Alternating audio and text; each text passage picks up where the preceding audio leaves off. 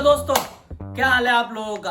I hope you all are fine. आज मैं आपसे बात करने वाला हूँ R1 RCM के बारे में। अगर आपको भी मेडिकल और हेल्थ इंश्योरेंस के सेक्टर में जॉब चाहिए तो R1 RCM एक बहुत अच्छी कंपनी हो सकती है, क्योंकि मेडिकल हेल्थ सेक्टर के अंदर, specially US medical health sector के अंदर, जहाँ पे मेडिकल इंश्योरेंस लेना एक मैंडेटरी हो जाता है, यहाँ का जो यूएस मेडिकल हेल्थ सेक्टर है वो बहुत बड़ा है और R1 RCM इस सेक्टर के अंदर एक लीडिंग प्ले रोल करता है। मैं आपको बताऊंगा कि आप कैसे R1 RCM के अंदर जॉब ले सकते हो। आप ये मत सोचना कि मैं आपको जो बताऊंगा कुछ गलत बताऊंगा, क्योंकि मैंने भी वहाँ पे 2 बार ऑलरेडी इंटरव्यू दे चुका हूँ और मैं दोनों बार इसी कारण से रह गया था। फर्स्ट वाले में मैं HR राउंड ही नहीं क्लियर कर पाया था, बट सेकंड राउंड में मैं ऑप्स राउंड में पहुंच गया, फिर से नहीं क्लियर कर पाया। जब मैंने वो 2 बार इंटरव्यू दिया मैंने, तो तब मैं जान पाया कि मेरी गलतियां कहाँ थी और मैं उन पे इम्प्रूव करके फाइनली मैंने लेटर ले लिया अपना। और आज मैं आपको भी बताना चाहूँगा कि आपको R1 RCM में जॉब लेनी है तो आपको क्या करना चाहिए, किस तरीके से प्रिपरेशन करनी चाहिए,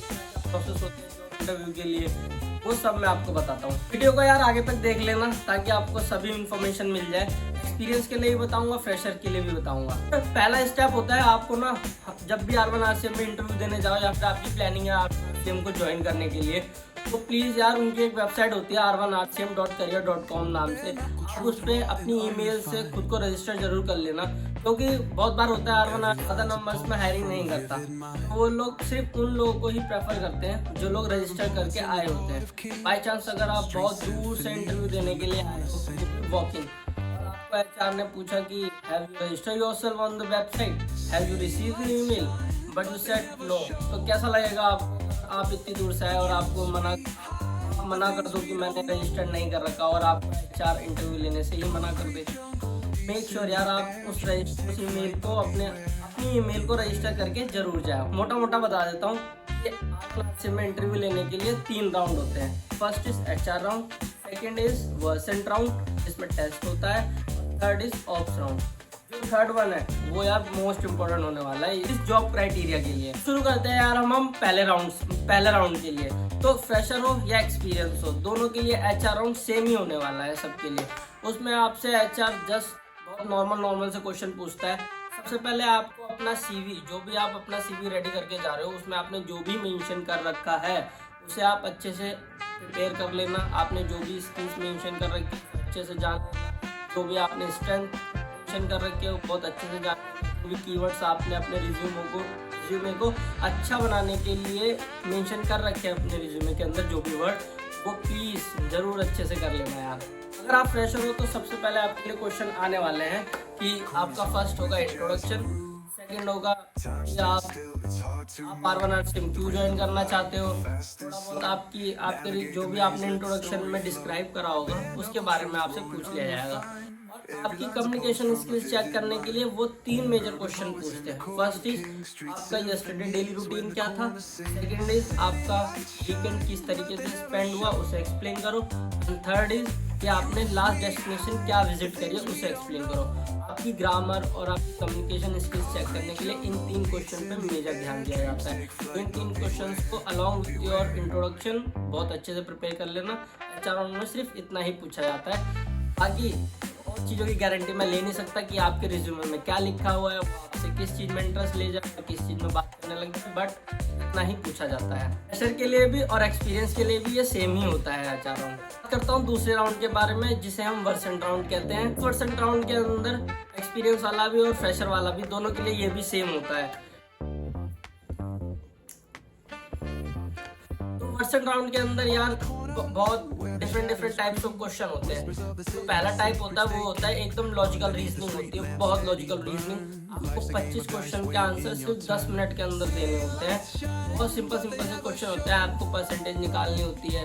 कुछ क्वेश्चन रेशो से रिलेटेड होते हैं, कुछ पैटर्न बेस्ड क्वेश्चन होते हैं, कुछ बहुत लॉजिकल सी रीजनिंग के क्वेश्चन होते हैं, बहुत आसान होते हैं यार, आप तुरंत कर लोगे। बट मैं आपको ये सजेस्ट करना चाहूँगा कि अगर 25 क्वेश्चन है, 10 मिनट है, आप किसी क्वेश्चन को स्किप नहीं कर सकते। अगर आप किसी क्वेश्चन में स्टक हो जाओ, किसी क्वेश्चन में अटक जाओ, तो उस पर कुछ भी मार्क करो और आगे बढ़ो। आपको सिर्फ 25 में से 15 क्वेश्चन ठीक करने हैं। हाँ, नेगेटिव मार्किंग बिल्कुल नहीं होती। आप बिना डरे उसको क्वेश्चन को कुछ भी ला के स्किप करो, क्योंकि आपको अपना टाइम बचाना है और आगे क्वेश्चन पे ध्यान देना है। समझिए। वर्सेंट के दूसरा टाइप ऑफ क्वेश्चन होता है, आपकी स्क्रीन के सामने एक सेंटेंस लिखा होता है, बहुत इजी सेंटेंस होते हैं, आपको जस्ट उन्हें रिपीट करना है और वो ऑटो सेव हो जाएंगे। कोई हार्ड सेंटेंस नहीं आते हैं तो आप बेफिक्री से इन्हें कर सकते हो। थर्ड टाइप होता है हमारा लिसनिंग स्किल, जिसमें आपको एक सेंटेंस सुनाया जाएगा, जस्ट आपको उसे दिमाग में रखना है और जैसे वो सेंटेंस खत्म हो जाए तो आपको उस सेंटेंस को रिपीट करना है। आपको कोई भी सेंटेंस दिया जा सकता है, उनका एक्सेंट अमेरिकन होता है, आपको जो सुनना है, और वो भी बहुत आसान होता है यार, कुछ नहीं होता उसमें ज़्यादातर, वो बहुत आसान होता है, सिर्फ एक सिंगल लाइनर होता है।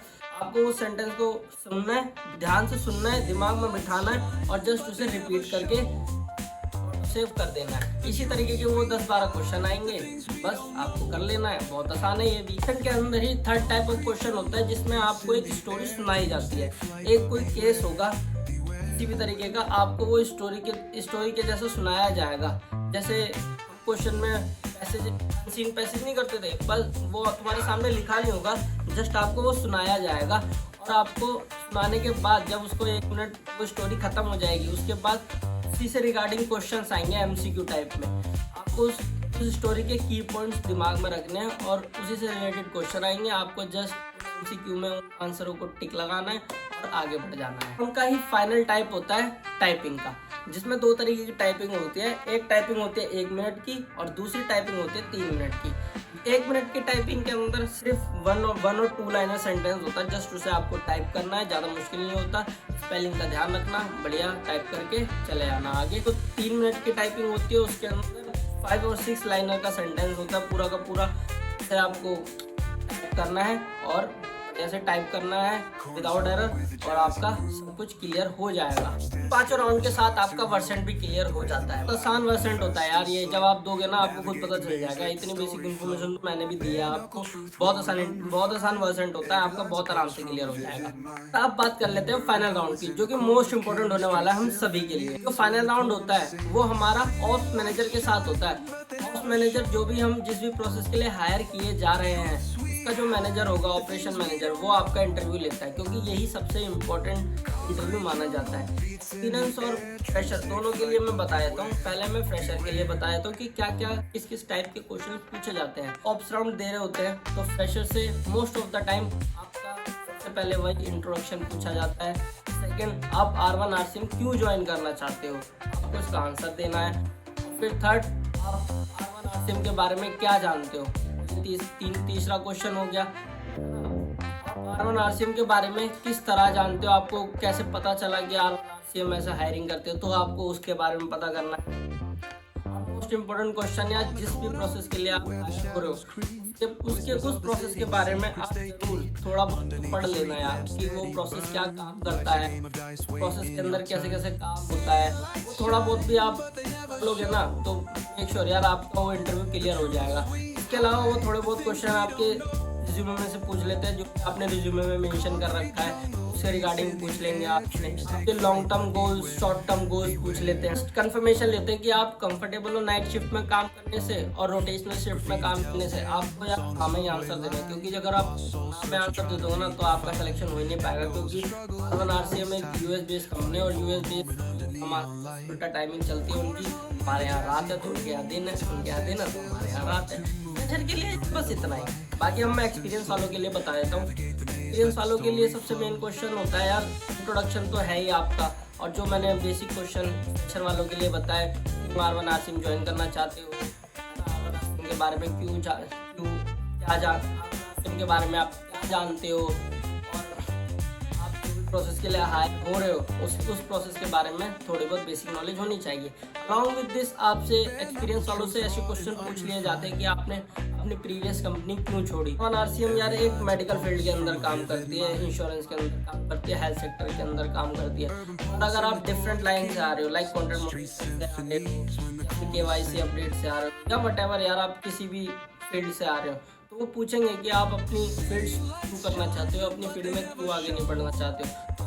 और यार आपको इन क्वेश्चंस के ना बहुत अच्छे से आंसर प्रिपेयर कर लेना, क्योंकि इंटरव्यूअर यहीं से ही आप बातचीत करता है और यहीं से क्वेश्चन निकाल के आप सारे की सोचता है। मोस्ट इम्पोर्टेंट राउंड यार ये ही होता है हमारे लिए। अगर ये क्रैक कर लिया फिर तो आपकी जॉब पक्की समझो, और बाद में आपको बस बैकग्राउंड वेरिफिकेशन पास करनी है, ऑफर लेटर आपके हाथ में और R1 RCM में आपकी जॉब पक्की। इसके साथ साथ यार R1 RCM आपको वन टाइप मेल भी देती है, बोथ साइड केयर भी प्रोवाइड करती है। इसके बियॉन्ड आपकी कोई भी क्वेरी है आप कमेंट बॉक्स में डाल देना, मैं उसका आंसर दे दूंगा।